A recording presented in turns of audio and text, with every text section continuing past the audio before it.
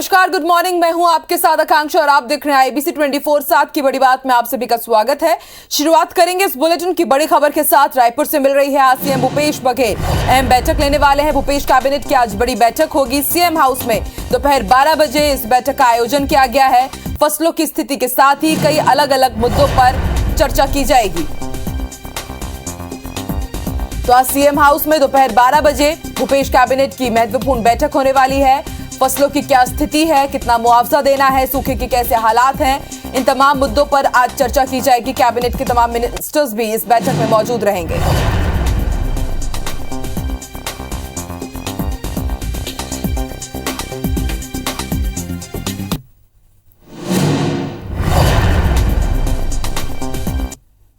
इसके साथ बड़ी खबर आपको बता दें, आज गोधन न्याय योजना की राशि भी ट्रांसफर होने वाली है। सीएम भूपेश बघेल आज वर्चुअली कार्यक्रम में हितग्राहियों को राशि ट्रांसफर करेंगे। पशुपालक, किसान, गोठान समिति, स्व सहायता समूह को ये राशि मिलेगी और माना जा रहा है कि करीब 5 करोड़ 33 लाख रुपए की राशि होगी, जिसे सीएम भूपेश बघेल आज ऑनलाइन जारी करने वाले हैं। तमाम हितग्राहियों के अकाउंट में ट्रांसफर की जाएगी ये बड़ी राशि। तो आज गोधन न्याय योजना की राशि एक बार फिर से ट्रांसफर होने वाली है पशुपालक, किसान, गोठान समिति, स्व सहायता समूहों के अकाउंट्स में और माना जा रहा है कि 5 करोड़ 33 लाख रुपए की राशि रहेगी, जिसे आज सीएम भूपेश बघेल वर्चुअली कार्यक्रम के जरिए ऑनलाइन तमाम हितग्राहियों के अकाउंट में ट्रांसफर करेंगे।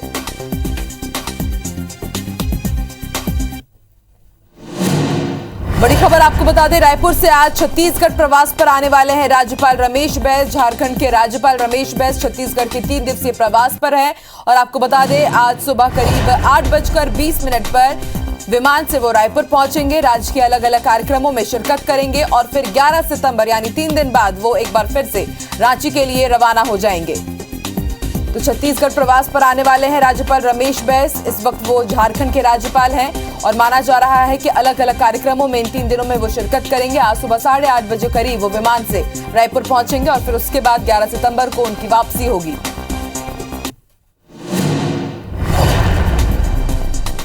चलिए बढ़ते हैं आगे, बात करेंगे कुछ दूसरी खबरों की। तो संसद की 13 सदस्यीय स्थायी कृषि समिति छत्तीसगढ़ के दौरे पर है।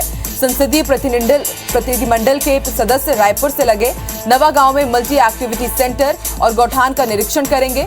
इसी तरह विधानसभा से लगे ग्राम बरौंदा में national institute biotic tree management का दौरा कर पुरखौती मुक्तांगन भी जाएंगे। इससे पहले विभिन्न विभागों की बैठक में समिति के सभी सदस्य शामिल हुए थे। देर शाम मुख्यमंत्री भूपेश बघेल से भी उनकी मुलाकात हुई। मुख्यमंत्री ने सभी सांसद सदस्यों का स्वागत किया और राज्य सरकार की राजीव गांधी किसान न्याय योजना और गोधन न्याय योजना के बारे में विस्तृत जानकारी दी। मुख्यमंत्री ने कहा कि कृषि, पशुधन और स्वरोजगार से ग्रामीण अर्थव्यवस्था को हम मजबूत कर रहे हैं। योजनाओं को लेकर समिति के सभी सदस्यों ने राज्य सरकार की सराहना की। सीएम भूपेश बघेल ने समिति से देश में किसानों की बेहतरी के लिए धान से एथेनॉल बनाने की अनुमति देने के लिए केंद्र सरकार से सिफारिश का आग्रह भी किया।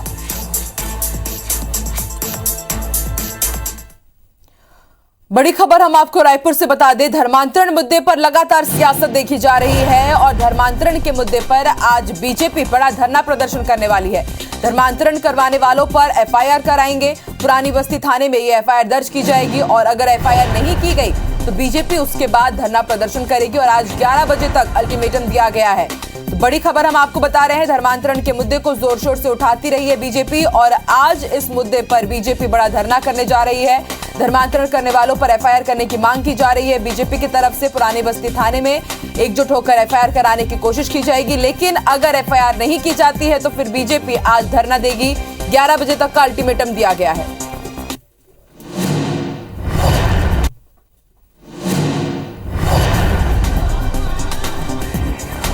बड़ी खबर आपको बता दें, आज सीएम शिवराज सिंह चौहान दिल्ली दौरे पर रहेंगे। दिल्ली में कई केंद्रीय मंत्रियों से उनकी मुलाकात होगी और फिर उसके बाद दिल्ली से ही सीधे इंदौर पहुंचेंगे। इंदौर से बुरहानपुर के लिए रवाना होंगे। बुरहानपुर के शाहपुर में लोकल प्रोग्राम में वो शामिल होंगे और उसके बाद फिर बुरहानपुर से राजगढ़ जाएंगे और राजगढ़ में बीजेपी की जो बैठक होने वाली है उसमें सीएम शिवराज सिंह चौहान शामिल होंगे। तो आज क्या कुछ शेड्यूल है सीएम शिवराज सिंह चौहान का, उसकी जानकारी हम आपको दे रहे हैं। आज दिल्ली दौरे पर रहने वाले हैं सीएम शिवराज सिंह चौहान और फिर दिल्ली में कई केंद्रीय मंत्रियों से उनकी मुलाकात होगी।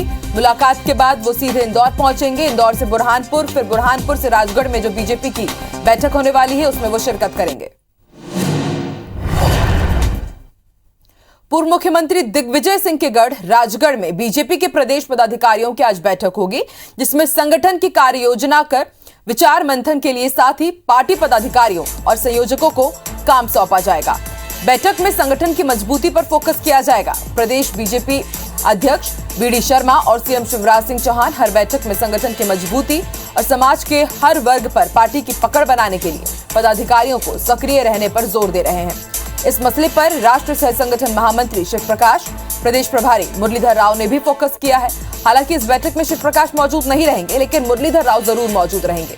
कांग्रेस ने बीजेपी की इस बैठक पर निशाना साधा है।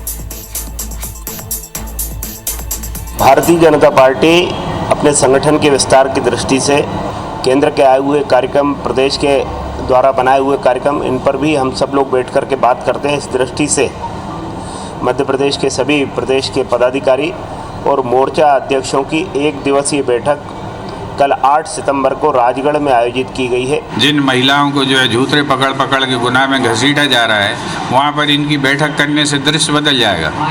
ये जो ढोंग करने की भारतीय जनता पार्टी की आदत है, ये इवेंट बनाने की कोशिश करते हैं, लेकिन वहाँ पर इनकी शक्ति का क्षय हो रहा है और ये लगातार पतन की तरफ पार्टी जा रही है। वहाँ ये कुछ नहीं कर पाएंगे।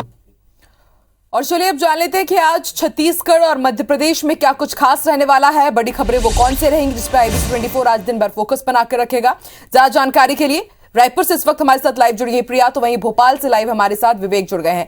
प्रिया, सबसे पहले आपकी तरफ रुख करते हैं, जानकारी दीजिए आज छत्तीसगढ़ में क्या कुछ खास रहने वाला है।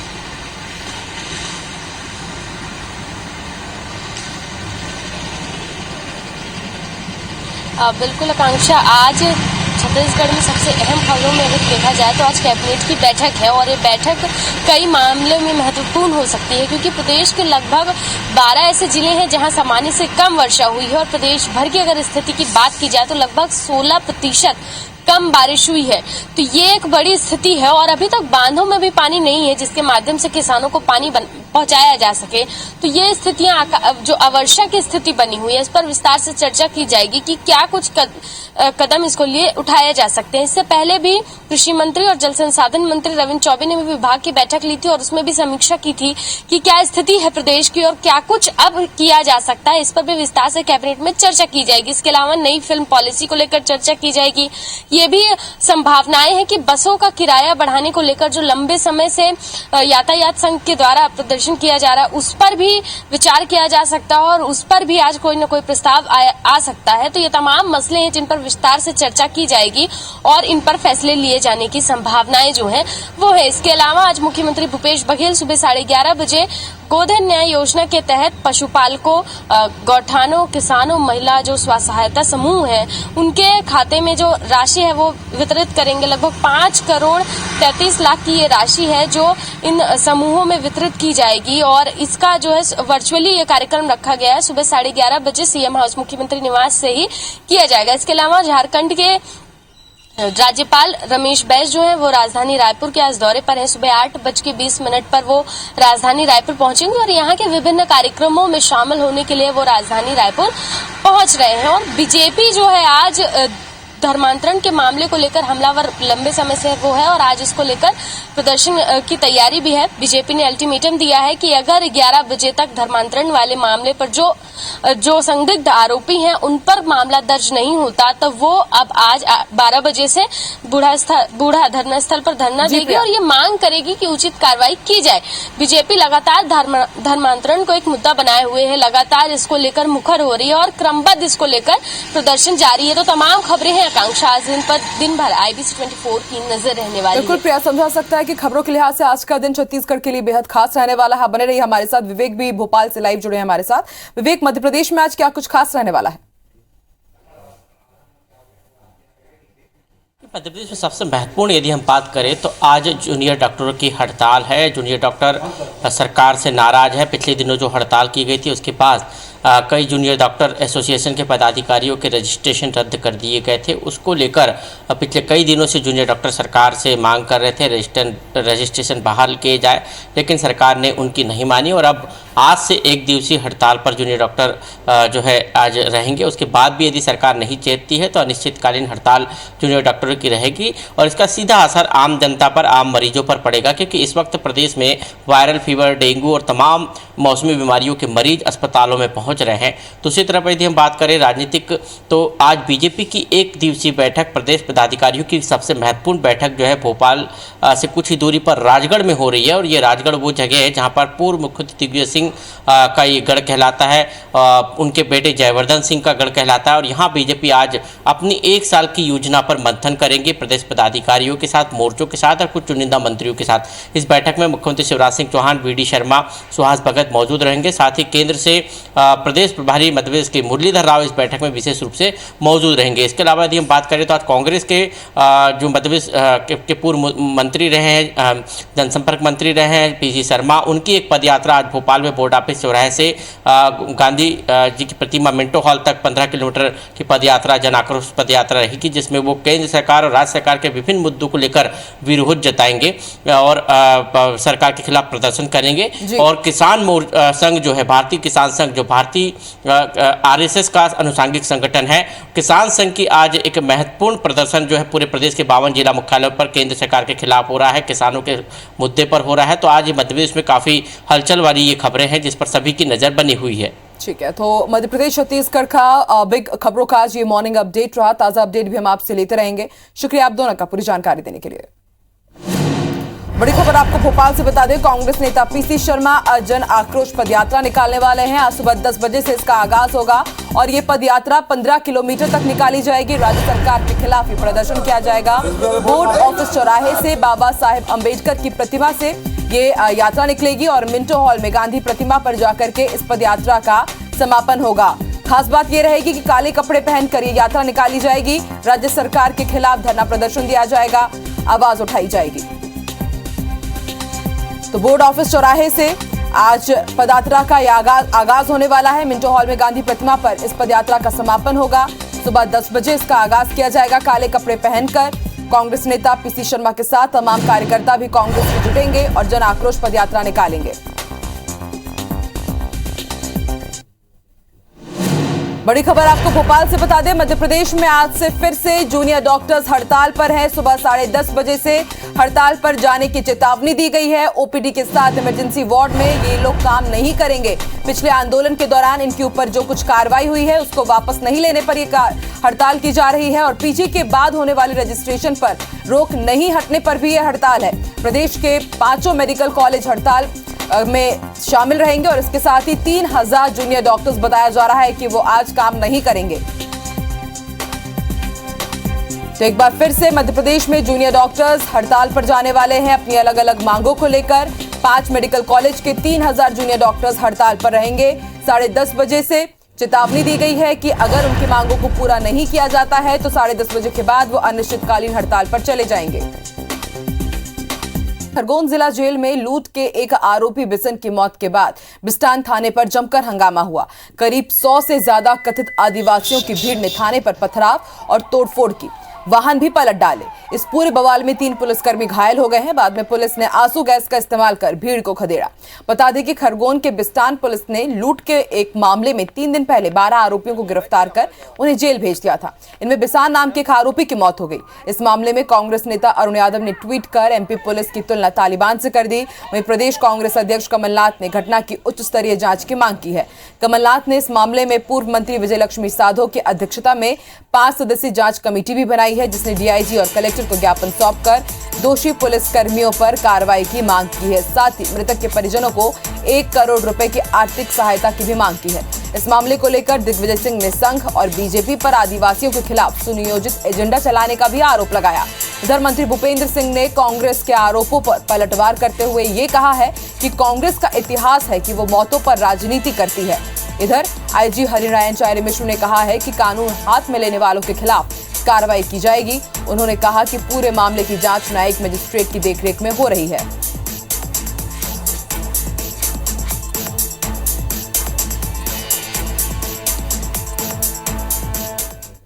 प्रदेश में आदिवासियों के खिलाफ डराने का, धमकाने का भारतीय जनता पार्टी और संघ के सुनियोजित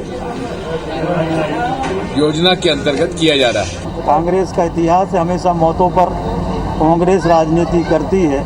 घटना दुखद है और उसमें सरकार जो कर सकती है वो करेगी, परंतु कांग्रेस को इस पर राजनीति नहीं करना चाहिए।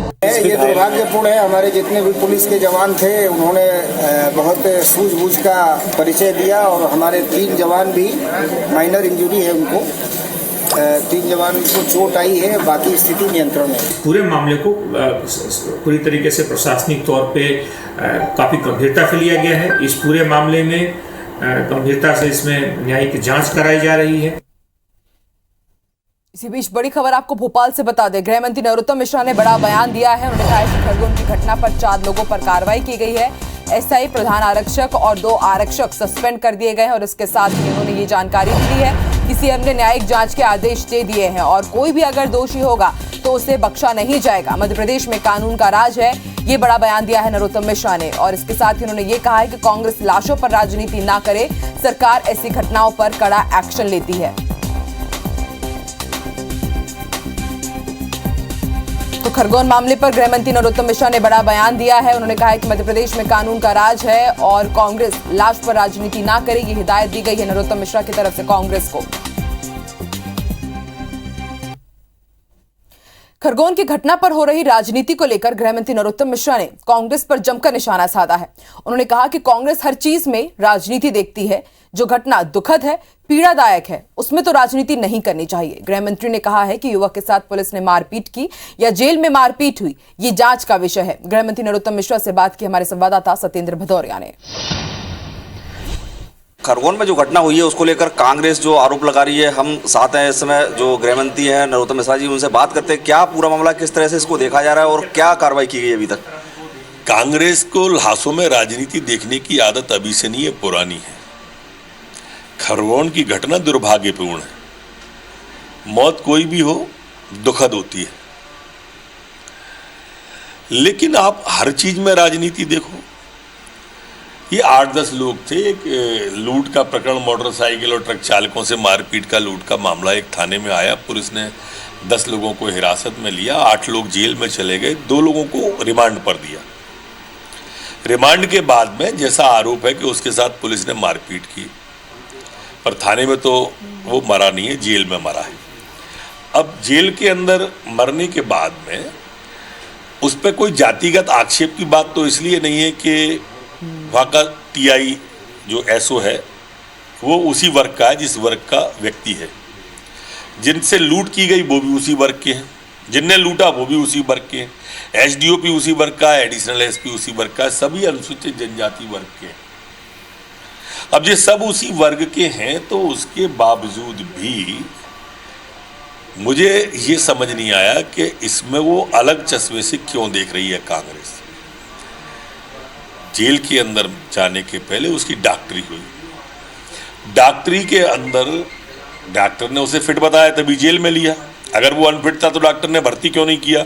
डॉक्टर भी एक जांच का विषय बनेगा। उसमें गलती डॉक्टर की हो, चाहे जेल की हो, चाहे पुलिस की हो, बक्सा कोई नहीं जाएगा। जो आरोपी हैं उनको गिरफ्तार कर लिया गया है और जो कल तक इसमें जो भी स्थिति होगी वो कल साफ कर दी जाएगी। कैमरामैन विनीत नागर के साथ सत्येंद्र सिंह मधुरिया, IB24 भोपाल। चलिए बात कर लेते हैं अफगानिस्तान की। तो काबुल पर कब्जे के 22 दिन बाद मंगलवार को तालिबान ने अपनी सरकार का ऐलान कर दिया है। मुख्य प्रवक्ता जबीउल्लाह मुजाहिद ने प्रेस कॉन्फ्रेंस कर इसकी जानकारी दी। मुल्ला मोहम्मद हसन आखुंद को प्रधानमंत्री बनाया गया है। उनके साथ 2 डिप्टी प्राइम मिनिस्टर होंगे। तालिबान प्रमुख शेख हिबतुल्लाह अखुंजादा सर्वोच्च नेता होंगे जिन्हें अमीर उल अफगानिस्तान कहा जाएगा। सरकार का नाम इस्लामिक अमीरात ऑफ अफगानिस्तान होगा। ये तालिबान की अंतरिम सरकार है। तालिबान का कहना है कि समावेशी सरकार के गठन को लेकर चर्चा चल रही है। कारी फसीहुद्दीन को defence ministry of chief of army बनाया गया है और उनके नेतृत्व में तालिबान ने पंजशीर की लड़ाई लड़ी और जीती है। फसीहुद्दीन ताजिक मूल के प्रमुख तालिबान कमांडर हैं। 33 मेंबर्स वाली कैबिनेट में तालिबान कमांडर्स या मजहबी नेताओं के सिवा कोई दूसरा चेहरा नजर नहीं आया। किसी भी महिला को मंत्री नहीं बनाया गया है। सरकार के गठन की बातचीत करने वाले पूर्व राष्ट्रपति हामिद करजई को भी किनारे कर दिया गया।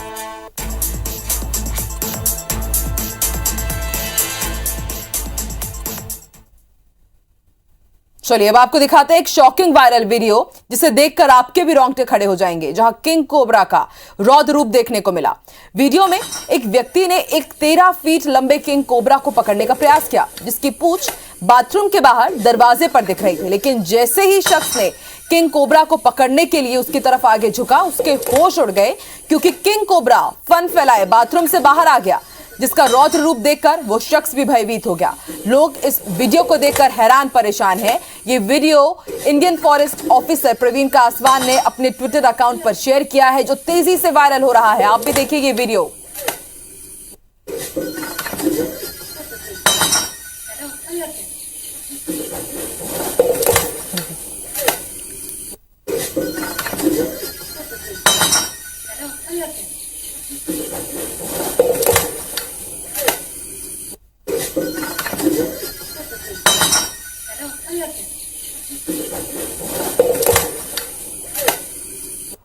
तो आप इस वीडियो को देख करके समझ सकते हैं कि आखिर ये वीडियो इतना तेजी से वायरल क्यों हो रहा है।